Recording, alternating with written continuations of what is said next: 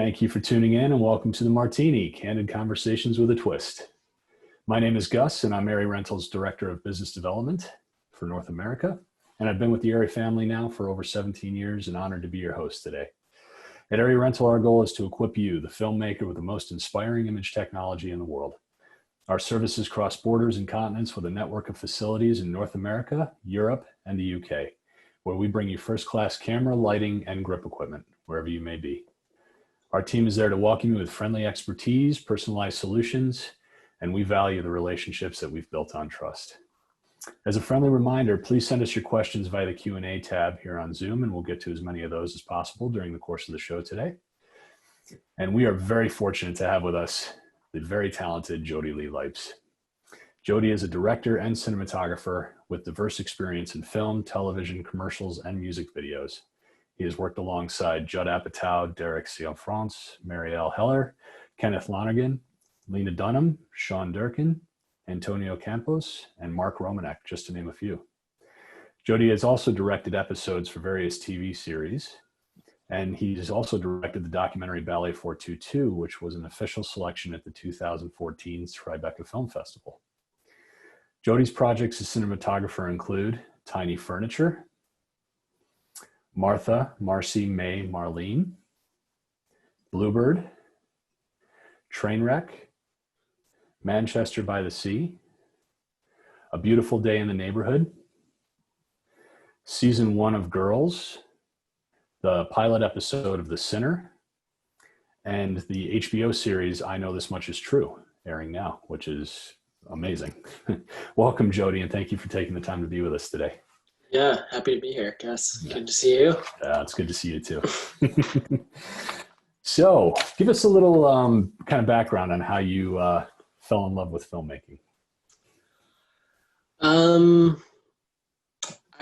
As far back as I can remember, that was my favorite time, was sitting in front of the TV and watching VHS tapes.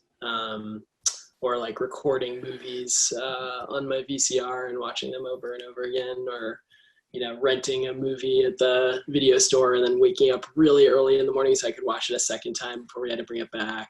My dad was always really into movies, and so was my mom and my brother. So it just, I think it was a big part of my life, even before I realized that it was. And that it was sort of unusual how much I watched movies. Was there one particular that really stood out for you at an early age?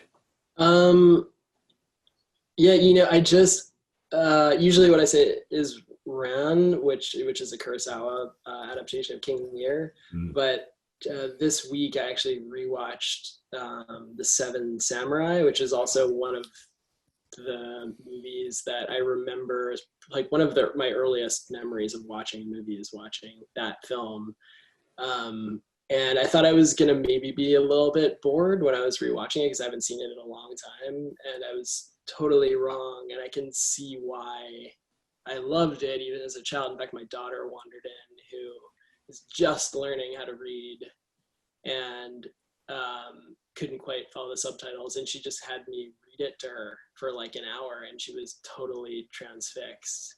And so it's like for a 5-year-old to be able to watch that. So for whatever reason, that movie had a huge impact and still does on me. And it was kind of like my first action movie that I really loved. So yeah, that was one that definitely had a big impact. Nice. Kurosawa. Yeah, that's that's very cool. And so visually it led you to cinematography. You fell in love with being able to create the visuals. Yeah, there was always video cameras and still cameras around my house. My dad and my grandfather built a dark room in our basement when I was really young. My dad had an enlarger down there and stuff. And I took a photography class in school when I was really young, and then a video class in high school. So I had like a little bit of a background in that side of things. And really before I even knew what the different jobs were on a film set or what a director or director of photography even did. And then, you know, when I started at NYU, I worked in the equipment cage there just to help financially. And so I started working there even before I started taking classes. And then I think, what happens ultimately is when you understand how to use the 16mm cameras before most of the people in your class, they sort of ask you to help them use them when they start using them, and you have more access to the equipment and stuff. So you become kind of sought after because you can get stuff for people. So I think just that familiarity and that access that I had early on helped me to be seen in that role. It wasn't something I was really trying to do or thought that I was good at or that I, was, excelled at, but it just kind of was the role that I fell into initially. Mm. And did you spend a lot of time doing still photography as well? Not a lot. It's something I've always liked, but it's something I do it just sort of to document my kids growing up more than anything, but I don't really do it beyond that. I guess it's kind of a little bit of a chore to me to I feel like I'm at work or something. But yeah, so it's not something I've ever pursued that much, but maybe someday I'll get more serious about it. Mm. Very cool. There's, I was curious what other artists you studied. I mean, I know your father was an artist, so you spent a lot of time with him, but were there other artists too that you were really gravitating towards and inspired by? Yeah, I mean, there were painters I liked a lot, and I liked movies about painters. And that was just, because my dad is an artist, and, he woke up every morning and painted all day in his studio. So that was a big influence. But I think more than anything, it's been filmmakers that have inspired me. And to this day, whenever I need to, pull references of things, I know it's way cooler and more interesting to people when you pull paintings or photographs, but it's so my library is movies, so that's always what I go back to. So yeah, I'm very illiterate beyond the world that I work in, I think. So give me top 5 filmmakers you think you're always referencing. And that's hard. DPs or directors James Gray, I think, is very high on the list for me. He's always really inspired me, kind of the line he rides between making very thoughtful, specific, kind of highbrow stories, but in a way that I think is really trying to be entertaining and is very entertaining. So it doesn't, I think usually people sacrifice one or the other a little bit. And I feel like his car chases are, the best ever on film because they're they're telling stories. And there's other examples of his filmmaking that just inspires me so much. And visually, he puts so much into it without sacrificing story and performance. So he's pretty huge for me. And then at the top of my list for DPs would definitely be Gordon Willis and Paris Savides, who are at the top of most people's lists. But, it's just this thing that I always feel like if I'm in a hotel room, which is pretty often, and just flipping through the channels, it's when you hit one of their movies, it's just you can feel it, it's just, oh, this feels really special, and it just draws you in this way that I've never really been able to explain. But yeah, so I think in terms of DPs, they're the two that have really influenced me the most, and that I strive to copy as much as possible. What aspects of their work do you think stand out for you? And from a technical standpoint, what do you think is what makes them? Yeah, I guess with Gordon Willis, I think the commonality I see between the two of them, I think, is the simplicity.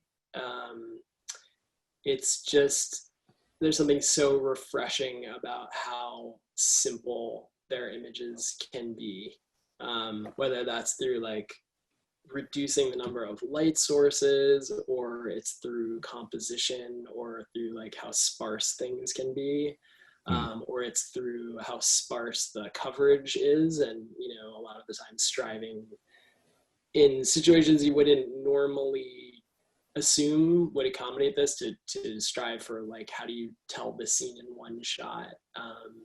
And I think in both cases, not in a distracting way, which is very, very important to me, to not get in the way of things, to not be flashy. Like, I don't know if I could be flashy. If I tried to, I probably couldn't. But I think like it's really important to me to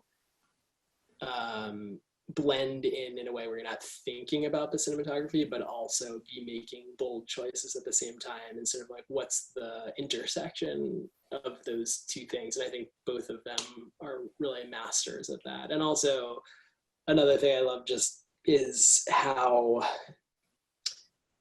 they're not about being clean.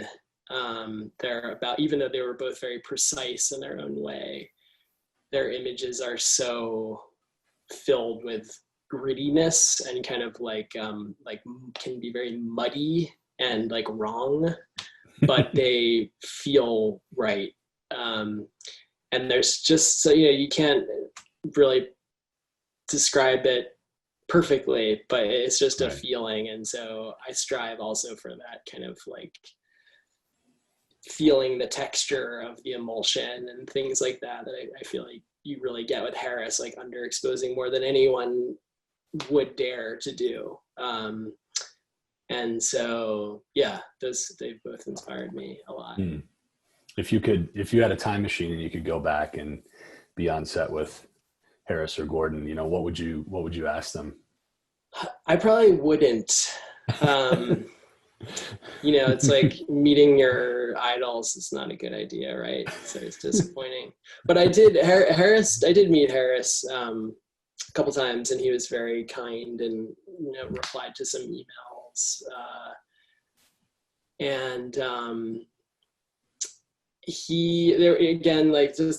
His responses were so simple, but I still, every time I'm starting a movie, I hear what he said, because he's just so right.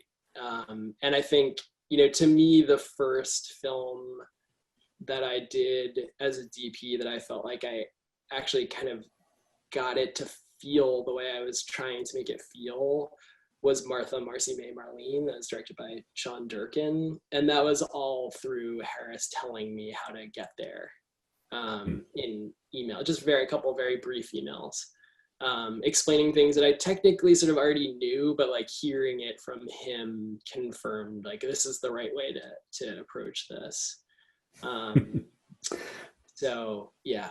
Nice. Well, that wasn't a planned segue, but I think that's a perfect opportunity for us to look at some of those images, because this film was the first film I remember working with you on. I don't think we had necessarily met, but I know that I came in and we were setting this production up. And when I saw this film, I was just blown away. So I'd love to talk through with you, you know, what you and the director were referencing and how you went about accomplishing some of these beautiful images. Yeah, you know, it's been almost 10 years now. But it's hard to remember, but Sean Durkin was the director. He's an incredible, inspiring filmmaker, and someone who I always felt had the perfect combination of being confident and very insecure, sort of at the perfect time for each, like needing collaborators in the best possible way, but also when he needed to make a decision, being very clear about that and very confident about that. And so that was just a thrilling, like perfect relationship, figuring this out with him. And also Antonio Campos, who's one of the producers, who I'd also worked with as a director in the past. But basically, you know, we knew we wanted to shoot on film. This was still in the time when that was like a little bit less of a choice than it is now. we knew we wanted to be widescreen. And I think one of the biggest decisions visually at the end of the day, besides just sort of like the texture of the film, was about how the story is really about a young woman who is reuniting with her older sister and her older sister's husband in their country home. And she has just sort of escaped from a cult, and her sister does not know that. So the film kind of intercuts between her memories of the cult and her time with her sister as she's sort of like reacclimating to society, without revealing what's happened to her in the past. And as the story continues, her memories of the cult and her nightmares of the cult start to blend with her everyday experience with her sister, to the point where she can't decipher the past and the present. And so I think the kind of obvious choice there is the past and the present should have a lot of visual unity, so that as the story starts to blend together, that you want the audience at certain points to be confused about whether we're now or we're before. And so by making it all unified, you can create those transitions where the audience is lost, instead of taking like a sort of traffic, like Soderbergh approach, where it's like, this Mexico is blue and this is orange or whatever, you know. So that was a big thing. We really tried to use natural light as much as possible in the cult segments of the film, which were supposed to be like a very kind of, you know, what's the word? I guess, you know, they grew their own food, they used very little energy. So we wanted that kind of look to the way it was lit and the way it felt very organic. And then in her sister's home, it was a little bit more like modern architecture and just more contemporary looking. So then like the practical lighting fixtures in that environment were a little bit more, you know, contemporary and modern. And then I think just overall, as I've done, you know, a couple times, this was the first time I really experimented with like extreme underexposure, and what that does to emulsion, and kind of taking it to the limit. So yeah, so that was this movie. And way back 10 years ago, Joe Anderson, who was on an earlier episode, was the focus puller at the time on this film.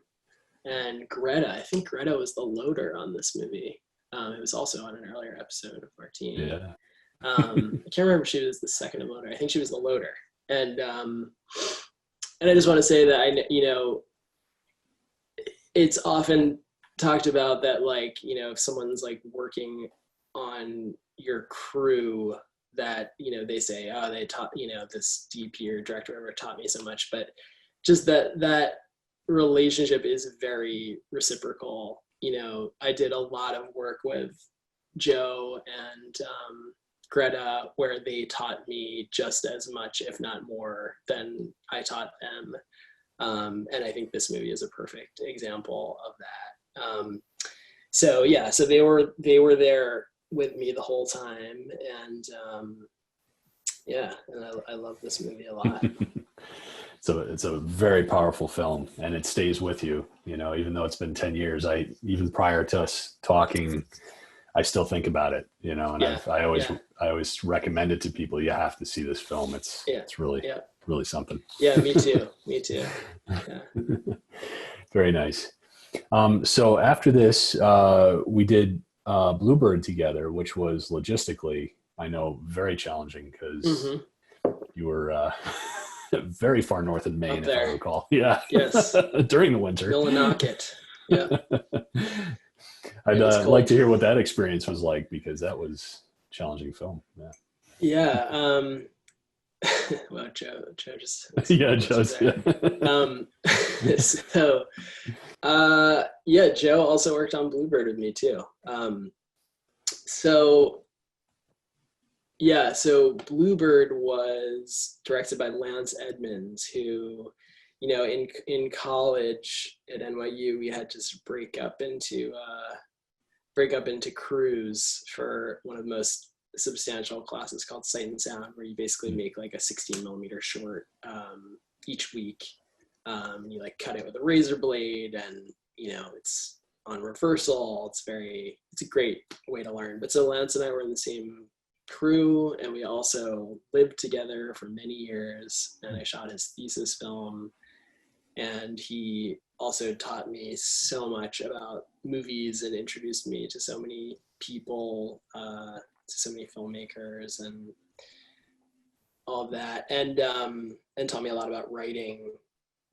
And so this was his first feature, and it was just, you know, a lot of friends coming together to make it. And it was, like you said, it was very cold. It was like January, February, northern Maine, a lot of night, as I recall. And so, yeah, it was like taping, you know, hand warmers to the camera, and, you know, keeping batteries in your jacket, and, you know, all of that. The film emulsion just like breaking in your hands, and you're trying to load the camera. I remember I used to watch Joe, like he had to take his gloves off to thread the film, and I just remember thinking to myself, oh my God, I can't believe he has to do that. But yeah, that was a really challenging movie. Like you said, it's like not a lot of resources, but I think that's where the most interesting things can happen. You know, and it was sort of, I had just come off of shooting and directing some of the first year of Girls, and so that was like my first kind of grown up job that I had just finished with like a union crew, and I had joined the union and joined, you know, the DGA and all those things. And then I was like coming back after that and doing this really small movie, and then like having to kind of reacclimate to that environment, which is also like, I think is so great to go back and forth between like different kinds of filmmaking, different scales, you know, documentary, scripted, commercials, because I think when you do one of them for too long, you kind of get stuck in the thinking of that sort of group. And if you kind of go in between different forms, I think you can really bring different ways of thinking to groups of people who otherwise are very like focused on doing things a certain way. So yeah, and you know, I met some incredible people in that movie, and Dutch, who's, you know, the master first AB, actually Dutch did Martha too. So I think that was our second movie together. But yeah, so it was a great experience too. Very hard. These projects, were they mostly for you? Was it about working with those people, or was it really looking at the script first and then making the decision to do the film? I mean, I've always shared a lot of sensibilities with Lance. We always liked a lot of the same kinds of movies in film school. And and I always felt like it was like by working with him, it was like working for myself, you know? It's like, I mean, we lived together for like, I don't know, 8 years or something. So it was that. And then it was also, yeah, it was like a great group of people. Kyle Martin, producer, is a very close friend of mine. He produced my films too, and produced Tiny Furniture. And so, yeah, it was the people, but also like what we were making was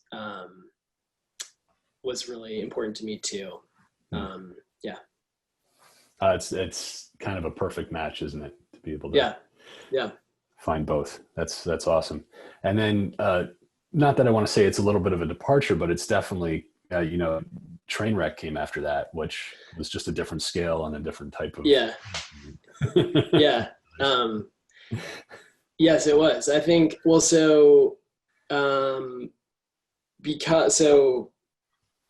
it's sort of one of these things that it's even hard for me to believe that it happened this way. It seems so strange. But, Lena's movie, the first movie that we did together, her first sort of proper full-length movie was Tiny Furniture, which, the budget of that movie was like $30,000 or $40,000 or something. And, we shot on a digital SLR. I think it was the first feature that finished on a digital SLR. And that movie did really well. It was, it won South by Southwest, and it was released by the Criterion Collection, and Judd Apatow saw it and he really liked it. And then HBO was talking to Lena, and then Judd, who has a great relationship with HBO, kind of helped that shepherd her show into being made. And so that turned into Girls, and then Judd was a producer on Girls. And I've told the story before, so forgive me if I've told you this story before, Gus, but I just I assumed that when I started doing Girls that I was going to be fired immediately, because I had no idea what I was doing. I mean, it was just, the scale of it was so far beyond anything I had shot, but also just that I had never even been around anything of that size. It wasn't like I crewed on movies like that or TV shows like that. I just had never seen anything like it. And so, I leaned very heavily on the producers who, connected me with great crew, but I just assumed, like, okay, well, the first day what's going to happen is I'm going to go in and I'm going to start setting up, and by the end of the day somebody's going to come over and be like, okay, thanks, but we have to go another way. And so I was just waiting for that to happen the whole day, and it didn't. I was like, okay, well, they're going to call me tonight when I go home. And I didn't sleep very much, and I went into work the next morning, and I was having breakfast, and Jenny Connor, who is the showrunner, came over to me at breakfast, and I was like, oh, okay, this is it. And she was like, hey, I was talking to Judd last night, and we both think it would be great if you directed the show, if it gets picked up. And I just was so shocked. And it was sort of like, well, how could, this doesn't make sense, because I must be doing something wrong. But anyway, I fumbled my way through the show the first year, and got through it, thanks to Lena. And then, same thing. I just was sitting at home one day and got a phone call. Hello, this is Judd Apatow's assistant. He's at the Soho House. He would like to meet you there in 30 minutes or whatever. It's like, okay. So, I went, and Judd wanted to talk about Trainwreck, and, it was a little bit of a departure for me, but I'd always really loved Judd's movies, and in particular, Funny People, to me is just a masterpiece. Adam Sandler has always been a huge inspiration to me, and so I just always loved his films. And so anyway, it was weird because I didn't know who Amy Schumer was or anything, but in the film, her father has MS, and my father also has MS. And so when Judd and I started talking about that, and he's like, oh, also this Amy is here. This is Amy. And Amy came over, and we just all started talking. And it just felt right, because there's something about my experience like overlapping with the film that felt right. I hadn't read it yet. I did, but Judd and Amy and Barry Mindel decided that I might be up for it, and so they asked me to do the film, which I still can't really believe. And that was also a huge education for me, because again, like, the scale of that was just so much bigger even than Girls, and it was like I was just sort of being led around by the people who were working for me, but really, like, I was just learning from them, and I remember there's a scene that ultimately got cut out of the film where Bill and Amy get really drunk and they steal a horse carriage in Central Park, and they like race it up Central Park West, and it's at night, and so it's sort of like starts in Columbus Circle and then it goes up a couple of blocks. It's in the trailer, but it's not in the movie. But and I remember I lived on the Upper West Side at the time, and I remember walking to work that day and being like, "Oh, this is so cool! I can walk to work today." And so I cut over to Central Park West before I started going down, and there was like 100 electricians, and it was like I was just like, "What? This is crazy!" Like people I'd never seen before, like walking down the street, and it's like all of this is this shoot that I'm doing, and I learned so much just from watching people like Andy Day and the gaffer and Richie Guinness, the key grip, just very gently sort of show me, this is how you do this. So we should do it that way, right? And so, yes, we should. And Aurelia Winborn, who was the first AC on that film, just teaching me in like such a gentle way.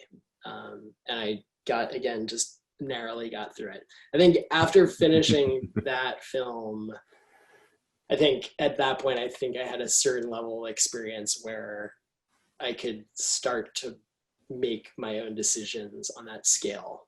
But for me, or the kind of person I am, at least, I feel like you need to go through it once or twice before you can actually make it your own a little bit. So yeah. It's amazing. And then Manchester by the Sea, which at the time I wasn't sure what this project was, but obviously it was, it went on to be something quite amazing that year. Back to New England and going pretty far north and shooting in these practical locations. Really interesting. Yeah, that was, I was about to have a baby, my first child, Kay, when this project came through, and my wife, Ellen, Kenneth Lonergan to me is like, maybe the best, top 5 screenwriters ever. You Can Count on Me. I remember going to see You Can Count on Me, his first feature as a director. I remember going to see that in the movie theater, and just being totally blown away by it. And Mark Ruffalo in that movie, and Matthew Broderick and Laura Linney. And so when this kind of came across my desk, it was like just unbelievable to me that to even be like going to have a meeting with him to talk about whether he would want me to do the movie. And we had a really great conversation at the Waverly Diner, right by NYU. And it just felt, I don't know, it felt really good. And the script was so incredible. But then there was this issue of like, well, I'm going to have a baby, so I guess I can't do this. But Ellen, my wife, was just so incredible without saying like, no, you have to do this. This is like a really important film. And so I did. And yeah, this was a very, very challenging shoot in many, many ways. And, I also learned a lot on this shoot. And my wife went into labor about a week before we wrapped. And so I had to race down to New York where she was, and I got to the hospital an hour before my daughter was born. Wow. And then I decided I should probably take it easy a little bit, because there was a moment there where I thought I had missed my daughter being born, and I felt like I had gotten off track to be in a position where I could let that happen. But yeah, and then Peter Linemaz, who is a great DP, and was an operator on Trainwreck. Was nice enough to come with me to do Manchester, so that if I needed to leave, he could replace me as the DP, which he did do, and he finished the film, did an incredible job, and has since gone on to shoot a lot of television. And so without Peter agreeing to that film, I would not have been allowed to do it. So, production sort of rightly demanded that there needed to be someone to fill in for me if I needed to leave. And so Peter did that. And Sam Ellison, who was the first AC on that job and who I'd known for a long time, sort of like when Peter stepped up, Sam stepped up. And since then, I think Sam has been operating for me. And also I've just learned a huge amount from him as well. And so then I took a kind of a break from long form at that point, so I could be with my family a little bit more, and I focused more on doing commercials, so I could have shorter trips away from home. So. And you shared some beautiful images from some of the commercials you shot too, and I'd like to bring those up and talk about those, because you've done some pretty big ones and some really interesting ones, and one of them with Derek Cianfrance, which was this Apple commercial that had some really interesting deliverables, we'll just put it that way. So that was the first time I worked with Derek, who is an amazing filmmaker, Blue Valentine, Place Beyond the Pines, Light Between Oceans, and I was also just very thrilled to get this call, someone I wanted to work with for years and years. But yeah, this was my introduction to him, and a lot of filmmakers, they kind of have a thing, and that's what they do. And so I assumed when we were making this project, this is sort of maybe like Derek's thing now. And it was like a lot of dolly shots, and we were shooting super wide screens, black and white, like very high resolution digital. We shot the Alexa 65 with DNA lenses. It was all natural light, and it was all night. And it was really like, the environment that Derek creates is so like infectious, and it's a little hard to explain without being there, but he just creates this mood on set that people like want to give it all, and that he's not going to do anything the easy way, which I really, really admire. And so this was just a commercial. I remember, Johnny Herb Chan, who is the key grip on this and was the A camera dolly grip on Girls. Remember him saying to me, like, Jody, like, what's the deal? Like, you're being so like intense about this. Like, why are you like being so like just planning everything so meticulously, and like every single shot is like it's like the end of the world if you don't get it right. And I was just like, Derek is just like so good. I just want to do a good job, And so that was the beginning of what I consider to be a very beautiful relationship between the two of us. And so that was like, a lot of people have negative things to say about commercials, and I totally understand that, but I think it's also a great way to meet people that you can have like really fruitful relationships with. It's also a great way to like use, like that was my first time using DNA lenses. I think it was my second time using the Alexa 65, but the first time was on a different commercial with another filmmaker I really love. So, it's like you get to use new stuff or like different stuff, experiment with gear, and then you meet collaborators, and you don't have to be away from your family as long. and the money's not bad. So I really like commercials. Yeah. And like every once in a while, one like that comes along that you really feel like you're like getting to stretch your wings creatively. So, yeah. And should we just roll right into I Know This Much Is True? Sure. Because it's an amazing project. Yeah. So I spent almost all of last year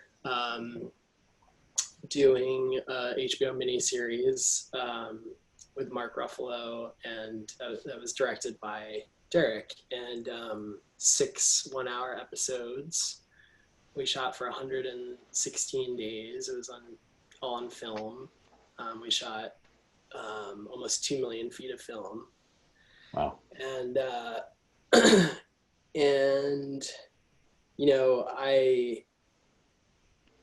this was definitely the hardest thing I've ever done in my life.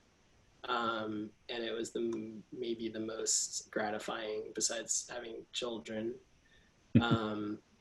And yeah, it was just every day was a new challenge. And one of the newest things for me just technically was the fact that it was a twinning film. So Mark Ruffalo plays 2 different characters who are 2 identical twins. And to play both of those roles, Mark took 6 weeks off during the production, and we shot some things without Mark during that time, and he gained 30 to 35 pounds so that he could come back as the other brother. And so because of the way the schedule worked, we were shooting the A side, which is the Dominic side, or the one brother side, and then sometimes 3 or 4 months later we'd be coming back to shoot the B side of the exact same shot with Mark as the other character, the other brother, Thomas.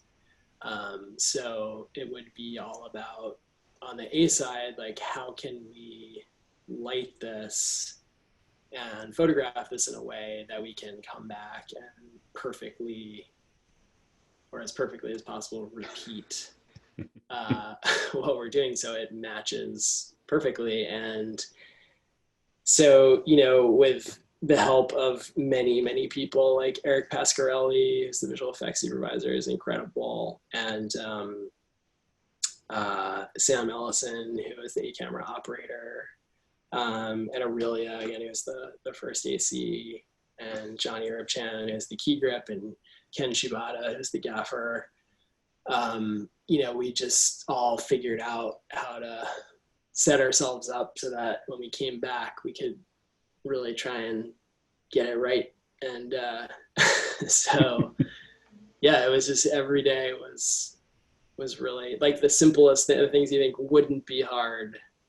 Derek has a way of finding, this could be better. I think this could be better. And he's always right. And it's just, but like, you can't take anything for granted. You gotta just always be sharp. And, I get to work at least an hour early every day and just sit in the set and think about what could go wrong or what could go right or whatever. And, we average like 14 and a half hour days for 116 shooting days and driving and everything. So and then I'd watch dailies every night. We were shooting like 4 or 5, 6 hours of film a day. So I'd watch them and fast forward. But, and I hadn't shot long form. I hadn't shot film in a long time. So it's really kind of like relearning that and getting confident about that again. So it was a lot. Yeah. But, and, one thing I realized day one of shooting was I thought I had sort of pegged Derek a little bit on the commercial. It's like, oh, well, he's using like sort of wide lens. He's using this, and it's like nothing in common, like 0. And I think that is like, visually speaking, like just couldn't be farther apart. And I think it can really be the mark of an incredible filmmaker, someone who, is able to change based on the story they're trying to tell. and so that really impressed me a lot. But yeah, it's I love the show. I'm like every week I'm watching it, you know, right when it comes on, and watching it with my wife, and very, very proud of it. So As you should be. yeah. It's incredible. And I have to just say, I'm not a Zoom fan, but you guys do some beautiful, just Yeah. slight little zooms in there, and they're great. You know, it's Yeah. like it gives, the Zoom itself to me gives a little bit of a vintage Mm-hmm. feel to a film. There's something Yeah. about that, It's like, Yeah, totally. It was always a conversation. Is this a Zoom scene or not a Zoom scene? Sometimes Sam would decide, sometimes Derek would decide. Um, and yeah, but it's just got a great tone to it. Yeah. And if we can jump back now to a Beautiful Day in the Neighborhood, it's interesting because the projects you've worked on, I think outside of, Girls and Trainwreck are Mm-hmm. comedies, of course, but Yeah. there's a lot of the other stuff is pretty heavy material. And even A Beautiful Day in the Neighborhood, Mr. Rogers, Yeah. Still pretty heavy material with this film. Mm-hmm. And there's questions coming into the audience about how do you approach a look for these type of dramas? Is each one individual? Mm-hmm. Does it start with lensing, or does it start with, production design for you? There's a lot of different questions about that. Yeah. I don't know. I think every situation, every movie, every scene, every shot, every, director is different. Every location is different. I think for me, Mr. Rogers, because I think Mari Heller, the director, is wonderful, wonderful director, wonderful person, very close friend of mine. Really, she gives people freedom to do what they're good at, and she steps in when she needs to step in, and she always knows the right answer, but she's very confident, in a way that she lets people do their thing. And so I think this is the first time on a movie that I really kind of developed like a whole sort of way of thinking about the structure of it and how that would reflect visually. In a lot of ways, I felt like this is the first time that I was really being like a grown-up DP, where I was making like very grounded, clear choices about what I thought the story should look like and how the tools we were using would affect the feeling of it. And I had taken quite a long break after Manchester, and this is my first film in a long time, and so yeah, I think a lot of it came from the idea that Mari and I really wanted to shoot on film initially for the main body of the film, and then we really wanted to shoot the Mr. Rogers stuff on the same cameras that they used to actually shoot his show. So we had to sort of have put together this whole pitch for Sony about like why shooting on film was right, and I made this whole like crazy presentation about it and stuff, and I had to write sort of like an essay about what I thought film would bring to it. There's Sam and Aurelia and Hedge and Liz. Yeah. And I think that really weirdly, even though they said no at the end of the day, I think that really helped me solidify the ideas I had about the visual structure of the film. And I think because, the screenwriters are so good, and because Mari is such a good writer, like we really met a lot and talked about like, well, this shot should be like this aspect ratio, and it should be this camera, not that one, because this is the first shot where this is, and it was sort of like almost like this editorial planning beforehand. It's hard to explain a little bit, but it was just very clear to us.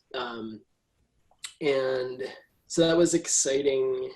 It was exciting to really like convince people and to actually like execute using these really old video cameras to shoot Tom Hanks with, you know, and like making sure people were comfortable with that and finding the right workflow. And you guys helped so much with like finding where we could get stuff that was sort of like almost extinct. And Sam like flew to London and tested all these, you know, old cameras at a video museum, and it all came together. But there was sort of a clarity to it for the first time to me. Whereas like, you know, I know this much is true, is very reactive and in the moment, and just sort of like fielding these like crazy ideas all the time that were really hard to execute, like, you know, that without any planning. This was like very planned and very controlled and very thoughtful. And so it was a very, very different experience, but very, very fulfilling in that I felt like I was like writing an essay correctly for the first time or something. Like it was sort of laid out the right way for the first time, as opposed to me just kind of being like, okay, like there's this scene now, and then there's this scene. It was like, it was clearer how it was all laid out to me. So I think, yeah, so in terms of how you approach something visually, I think, you know, largely you're responding to the script, largely you're responding to a director and their kind of like way of working, which sometimes you don't know until the first day, but you have to be ready to like adjust it, you know?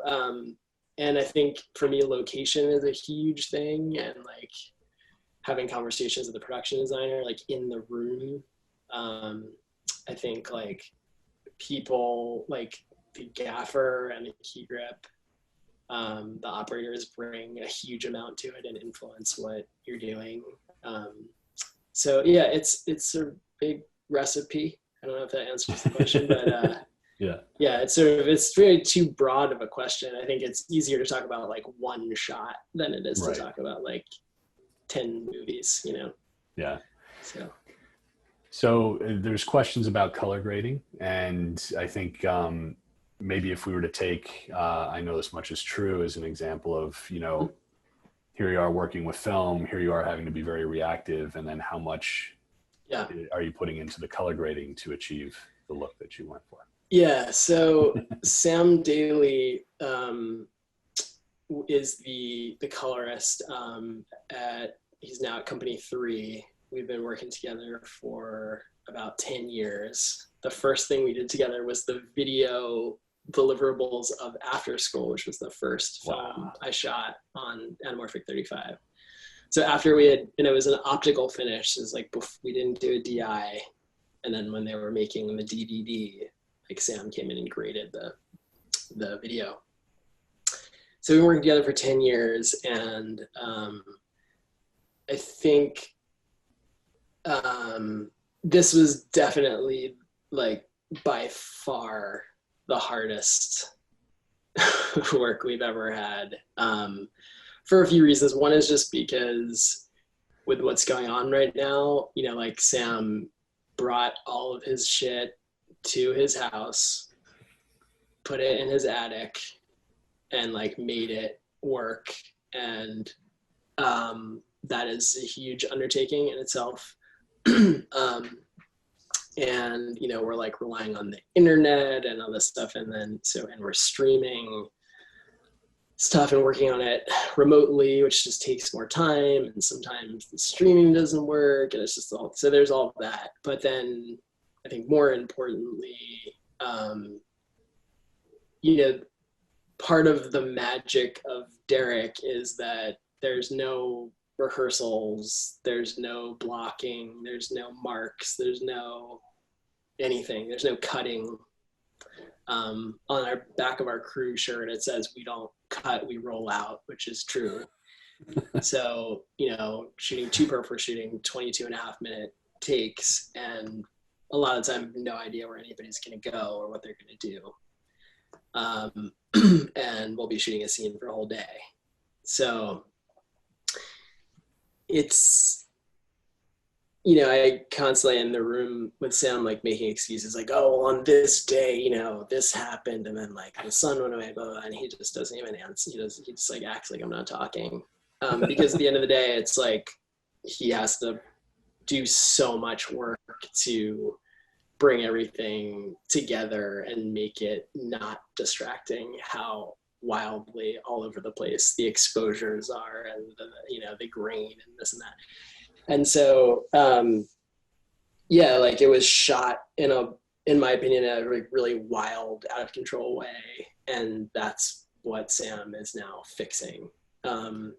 So he's a little bit fed up with me at this point, I think, but for good reason. But we just put in a lot of time, like way more time than I ever have, like by far. And he has just put so much into this project, and just done some incredible things, like things I just thought like not salvageable. And he just made it work. We've been working together for months and months on this, and we have like 2 days left, I think, at this point. So, yeah, it's about, like, I think the short answer to your question is we shot a lot of tests beforehand, and Jim, who's one of Derek's editors, like cut together sort of like a little vignette piece of like all of the stuff we tested. And we gave it to Sam, and we kind of created like a look for the show, and we used that as our baseline for dailies. And so like that was step one, is like taking material from like the real locations with the correct format, and finding what feels and looks right, and like grading that, and then using that as a starting point. And then the last 4 months have just been like refining, tweaking, and fixing everything I fucked up. So, yeah. That's great. I highly doubt you fucked anything up, but Yeah. it was all done. It was all done on purpose, of course. Right. Filtration. Did you guys, I know this much is true, did you use any specific filtration? No, we didn't. It was just NDs and color correction to get it to be white light when we wanted it to be.